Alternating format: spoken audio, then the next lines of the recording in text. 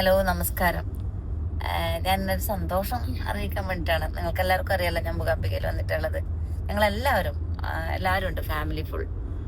അമ്മായി അമ്മായി ഉണ്ട്, ഉണ്ടാ അമ്മായി, അമ്മയുണ്ട്, മക്കൾ എല്ലാവരും.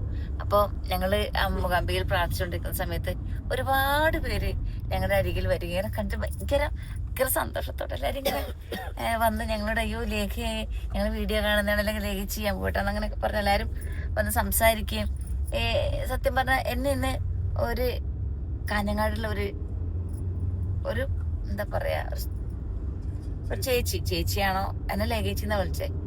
അവർക്ക് കല്യാണം കഴിഞ്ഞിട്ട് 16 വർഷം കഴിഞ്ഞിട്ടാണ് ഒരു കുഞ്ഞിൻ്റെത്. കുഞ്ഞിക്ക് 8 മാസമാണ് ചോറ് കൊടുക്കാൻ വന്നത്. എനിക്ക് ഭയങ്കര സന്തോഷമായി. എന്നിട്ട് അവരുണ്ടല്ലോ എന്നെ കെട്ടിപ്പിടിച്ചിട്ട് കഴുത്തിലൊരു ഉമ്മ. ഞാൻ അമ്പോട്ടോട് ആദ്യമായിട്ടാണ് എനിക്ക് എന്നെ പുറത്തിങ്ങനെ കഴുത്തിലൊക്കെ ഒരു ഉമ്മ തരുന്നത്.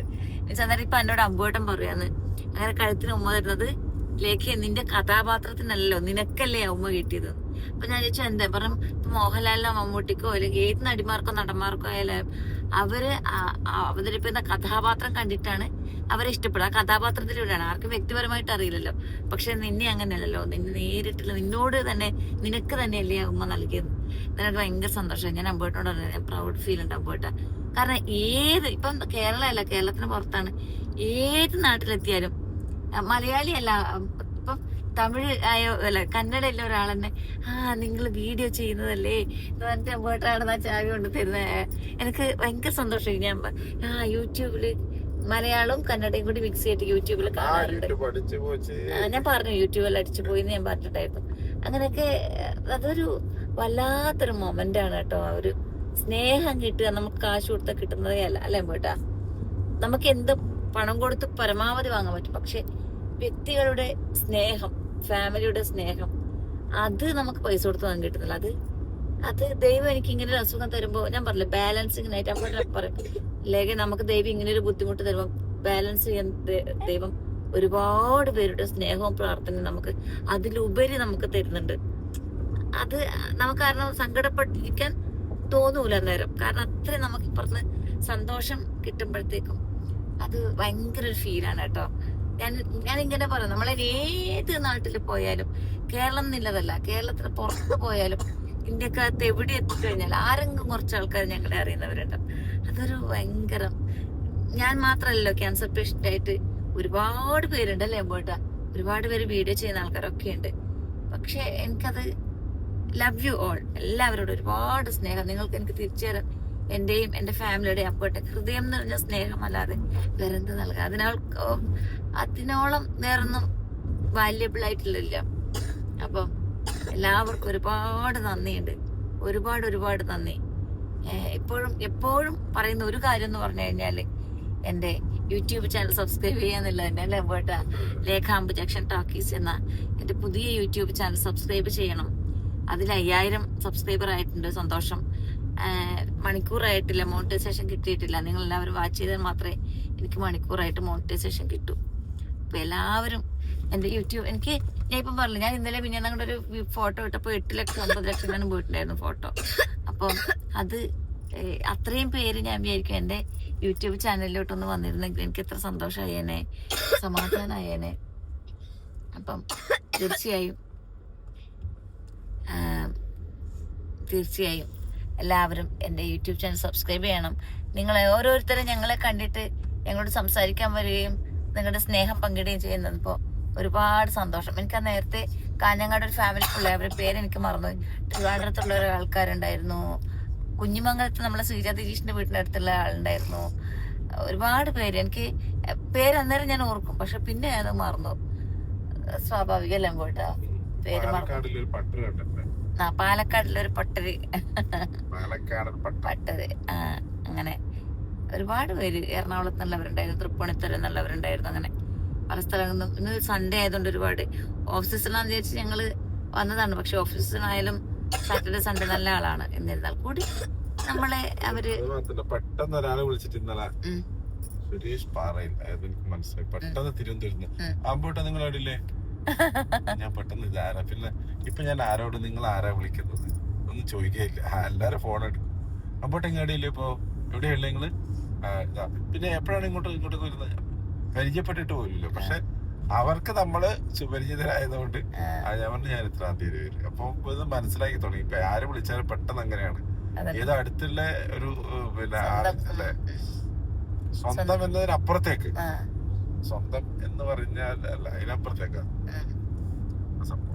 അപ്പം അവരങ്ങനെ ആര് ഫോൺ എടുത്താലും ഇപ്പം നേരിട്ട് കണ്ടാലും അങ്ങനത്തെ അല്ല അമ്പോട്ടാ അമ്പോട്ടാ ലഗേജ് എന്ന് പറഞ്ഞിട്ട് അല്ലെങ്കിൽ അമ്പൂലേ മോനെ എന്നെല്ലാം പറഞ്ഞിട്ട് ഓരോരമ്മമാരെല്ലാം ഒരു ഗീതമ്മയുണ്ട്. ഗീതമ്മ തിരുവനന്തപുരത്ത് അമ്പോട്ടാ അല്ലേ? ഇപ്പം വേറൊരു പേര് മറന്നുപോയി. എവിടുന്നാ ഈശ്വര? കൊല്ലം ഹരിപ്പാട് മുതൽ അങ്ങോട്ട് അല്ല, സുരാജ് വെഞ്ഞാറമ്മൂടെന്ന് ഒരു സഹോദരി ഉണ്ടായിരുന്നു. അവരും രമയക്കാരെയും നിങ്ങളെ കാണുമ്പോ നിങ്ങൾ കമന്റ് ഇടണം കേട്ടോ. ആരൊക്കെയാണ് എന്നെ കണ്ടതെന്ന് എനിക്ക് എല്ലാരും അങ്ങനെ പേരറിയാത്തോണ്ട് കണ്ടവരൊക്കെ കമന്റ് ചെയ്യണം. ഒരുപാട് സന്തോഷമുണ്ട്, ഒരുപാട് സന്തോഷം. എന്താ പറയാ, ഇപ്പം അമ്പല ദർശനമാണ്. ഇവര് സ്വാമിമാരായതുകൊണ്ട് പറ്റുമ്പോഴൊക്കെ പോകാവുന്നിടത്തൊക്കെ പോകണം. ഇതെല്ലാം നമ്മുടെ ട്രീറ്റ്മെന്റിന്റെ ഒരു ഭാഗം തന്നെയാണ്. നേർച്ചയിട്ടുണ്ടായിരുന്നു എല്ലാരും ചെയ്യുന്നതുകൊണ്ട് നമുക്ക് ഏറ്റവും ഇഷ്ടപ്പെടുന്ന അല്ലെങ്കിൽ നമുക്ക് ആശ്വാസം കിട്ടുന്ന ഒരു അസ്വസ്ഥത, ഇത്തരം അസ്വസ്ഥത, ക്യാൻസറുമായിട്ട് ബന്ധപ്പെട്ട അസ്വസ്ഥതയിൽ നമുക്ക് ആശ്വാസം കിട്ടുന്ന സ്ഥലങ്ങൾ എവിടെയാണ് അവിടെയൊക്കെ പോകും. ആശ്വാസം കൊണ്ട് നമ്മളെ ശരീരം ഒന്ന് എനർജറ്റിക് ആവട്ടെ. മനസ്സാണ് ഭയങ്കര ആദ്യം നമുക്ക് ശക്തി കൊടുക്കേണ്ടത്. മനസ്സിന് ശക്തി ഉണ്ടായ മനസ്സ് ശരീരത്തിന് ശക്തി കൊടുക്കും. അങ്ങനെയാണ് ഞാൻ. അങ്ങനെയാണ് എന്താ പറയാ, എത്ര വേദനയായാലും ഞാനൊരു ഒന്ന് കൂടി വന്ന 1-2 ദിവസം കിടക്കും, പിന്നെയും കിടക്കില്ല, എങ്ങനെയായാലും എണീക്കും, ഉയർത്തെഴുന്നേലും. കാരണം കടന്നു പോയി കഴിഞ്ഞാൽ കടന്നു തന്നെ പോകും. ഉള്ള സമയത്ത് നന്നായി ജീവിക്കുക അല്ലെ? നമുക്കെല്ലാവർക്കും കിട്ടിയ ഈ മനോഹരമായ ഭൂമിയിൽ കിട്ടിയ അത്രയും എത്ര പല സമയമാണ്. ആ സമയം നമ്മള് എല്ലാവരും കേട്ടോ, നമ്മളൊന്നും ഭയങ്കര ഓവർ ഇതൊന്നും ചെയ്യാതെ ഈ ഭൂമിയിൽ നമുക്ക് ജീവിക്കാൻ കിട്ടിയ അവസരം നന്നായി ജീവിച്ചു തീർക്കുക അല്ലേ പോയിട്ടാ? പിന്നെ ചോദിച്ചൊരു ചോദ്യമുണ്ട്, നമുക്ക് അടുത്ത വീഡിയോയിൽ പറയാം. ഞാൻ എന്തോ പറയാൻ വന്നു, മറന്നുപോയി. എന്താന്ന് എനിക്ക് ഓർമ്മ കിട്ടി. ഞാൻ കുറെ നേരം ഇങ്ങനെ ചിന്തിച്ചോണ്ടിരിക്കുന്നു. ക്യാൻസർ ആണെന്ന് പറഞ്ഞിട്ട് നമ്മള് നിന്നെ ഒരു റൂമിൽ തന്നെ ഇതിനെ സേഫ് ആയിട്ട് നോക്കുകയൊക്കെ ചെയ്തിട്ടുണ്ട്. നിന്നെ റൂമിലാക്കുകയാണെങ്കിൽ കുറെ നാള് നിന്ന് കഴിഞ്ഞാൽ എന്തായിരിക്കും സിറ്റുവേഷൻ? ദൈവമേ, അങ്ങനെ ആക്കരുത്. അവരെ പുറത്തിറക്കി അവരെ കൂടെ തന്നെ വ്യത്യാസപ്പെടുത്താതിരിക്കുക അല്ലെ? അങ്ങനത്തെ ഒരു സംഭവമില്ല. അത് പനി വന്നു കഴിഞ്ഞാലും നമ്മള് വേറെ റൂമിലാക്കി പൊട്ടില്ലല്ലോ, അല്ലെങ്കിൽ അങ്ങനത്തെ വേറെ റൂമിലാക്കിയിട്ട് അവരെ മാറ്റി നിർത്തുന്ന അവസ്ഥ ഉണ്ടാവാൻ പാടില്ല. അങ്ങനത്തെ സാധനങ്ങളെ മറന്നേക്കുക. എനിക്ക് അതുപോലെ അത് ഞാൻ വേറെ വീഡിയോ ഇതില് പറയില്ല പറയാം, എന്നാലും വീഡിയോയിലും കൂടി പറയാം. നമ്മളെ പിന്നെ വീട്ടില് നമുക്ക് തെങ്ങും കവുങ്ങും ഇതൊക്കെ വെച്ചിരുന്ന ഒരു ഏട്ടനുണ്ടായിരുന്നു, വാസുവേട്ടൻ. ഇപ്പോഴാണ് പരിചയപ്പെട്ടത്. നമ്മൾ പറഞ്ഞല്ലോ 10 വർഷമായി നമ്മൾ ആ സ്ഥലം എടുത്തിട്ട്. പക്ഷെ നമ്മളൊന്നും ചെയ്തില്ല, തരിശു ഭൂമിയായിരുന്നു. ഇപ്പൊ ഞങ്ങൾ കുറച്ച് ഒരു വീടൊക്കെ വേണമെന്നുള്ള ആഗ്രഹം വന്നപ്പോൾ നമ്മൾ അതിന് മുന്നോട്ട് കുറച്ച് തെങ്ങും ഇതൊക്കെ വെച്ചത് ഏട്ടനാണ്. ഒരു അച്ഛന്റെ പ്രായമുണ്ട്, അരവിന്റെ അച്ഛന്റെ പ്രായമുണ്ട് അല്ലേ? 78 വയസ്സം കണ്ടായി അദ്ദേഹത്തിന്. പക്ഷെ ഞാൻ വാസുവേട്ടനെ വിളിക്കാം. അപ്പൊ അദ്ദേഹം ആദ്യമായിട്ട് എന്നോട് സംസാരിച്ച് ഞാൻ ഭയങ്കര സ്റ്റൈലായിട്ട് പോയിട്ട് അവസാനം എനിക്ക് ക്യാൻസർ ആണ്, 4th സ്റ്റേജ് ആയാലും ഇങ്ങനെ ഭയങ്കരമായിട്ട് വണ്ടടിച്ച് എന്ത് പറയണമെന്നറിയാതെ സങ്കടപ്പെട്ടു. അങ്ങനെ അദ്ദേഹം അന്ന് തീരുമാനിച്ചു എനിക്ക് വേണ്ടിയിട്ട് മലക്ക് പോകാൻ വേണ്ടിയിട്ട്.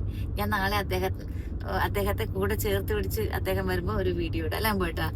അങ്ങനെ അദ്ദേഹം മാലയിട്ടിട്ടുണ്ട് എനിക്ക് വേണ്ടി മാത്രം പ്രാർത്ഥിച്ച് മലയെ വിട്ടാൻ വേണ്ടിയിട്ട്. എനിക്ക് ഭയങ്കര സന്തോഷം. കാരണം നമ്മളെ അങ്ങനെയൊക്കെ സ്നേഹിക്കാൻ ആൾക്കാരുണ്ട്, അവരുടെ ഒരു ഭാഗ്യമാണ് അല്ലേ പോയിട്ടാ? ഒരു പരിധി വരെ എനിക്ക് ക്യാൻസർ വന്നപ്പോ അതൊരു അങ്ങനെ ഇത്രയും ജനങ്ങൾ എന്നെ സ്നേഹിക്കപ്പെടാൻ വേണ്ടിയിട്ടായിരിക്കണം എനിക്ക് അങ്ങനെ ഒരു ക്യാൻസർ ദൈവം അങ്ങനെ ഒരു വഴിയിലൂടെ നീ യാത്ര ചെയ്യൂ എന്ന് പറഞ്ഞിരുന്നു. ഞാൻ വിശ്വസിക്കുന്നു. നമുക്ക് എങ്ങനെ വിശ്വസിക്കാലോ അല്ലെ? ഒരുപാട് ജീവിതത്തിൽ ഏതവസ്ഥയെയും നല്ലതാക്കി എടുക്കുക, നല്ലതിനായിരിക്കും. എന്ത് പോസിറ്റീവിലൂടെ കാണുകയാണല്ലോ, എല്ലാത്തിനെയും പോസിറ്റീവായി കണ്ടാൽ തീർന്ന പ്രശ്നമില്ല. അപ്പൊ താങ്ക് യു. ഇപ്പൊ നമ്മളിങ്ങനെ മുരുടേശ്വരത്ത് പോയിക്കൊണ്ടിരിക്കുവാണ്. അവിടെ എത്തിയിട്ട് ഞാൻ യൂട്യൂബിന് വേണ്ടി കുറച്ച് ഒരുപാട് എടുക്കാം. നമുക്കൊരു മനസ്സും കിട്ടിയില്ല അല്ലേ പോയിട്ടാ? നമ്മളൊരു ശരിക്കൊരു വ്ളോഗറൊന്നും ആയിട്ടില്ല. അങ്ങനെ ഒരു വ്ളോഗർ ആവണമെങ്കിൽ ആദ്യം ഞങ്ങൾക്ക് ഔദ്യോഗികമായിട്ട് ഞങ്ങളുടെ വീഡിയോ ഹാക്ക് ചെയ്ത കാര്യം പറഞ്ഞിട്ട് വേണം തുടങ്ങാൻ വേണ്ടിട്ടല്ലേ പോയിട്ടാ? അതൊന്നും ഇരുന്ന് നമുക്ക് അതിനൊരു സമയം കിട്ടിയിട്ടില്ല. ഇരുന്ന് സംസാരിക്കണം. ഞാൻ അന്നേ നിങ്ങളോട് പറഞ്ഞ ഒരു കൊളാബ് അതുവരെ ചെയ്തു കൊടുത്തിട്ടില്ല. ഇവിടെ അങ്ങനെ ചെയ്യാൻ പറ്റി ചെയ്യായിരുന്നല്ലേ ഇരുന്നെങ്കിൽ. അപ്പൊ അത് ഞാൻ പഠിച്ചടിച്ച് പറയാം, പഠിച്ചതല്ല പഠിച്ചു പറയും. അപ്പൊ okay, thank you. One more. എന്നെ അല്ലെങ്കിൽ ഞങ്ങളെ ഫാമിലി അമ്പുവേട്ടൻ ഞങ്ങൾ എവിടെ കണ്ടാലും, അമ്പുവേട്ടൻ ഒറ്റ കണ്ടാലും അങ്ങനെ തന്നെ ഞങ്ങളോട് ഓടി വന്ന് ഞങ്ങളുടെ അടുത്തേക്ക് വന്ന് വർത്താനം പറയുന്ന എല്ലാ സഹോദരന്മാർക്കും അമ്മമാർക്കും ചേട്ടന്മാർക്കും എല്ലാം ഒരുപാട് നന്ദി. Thank you.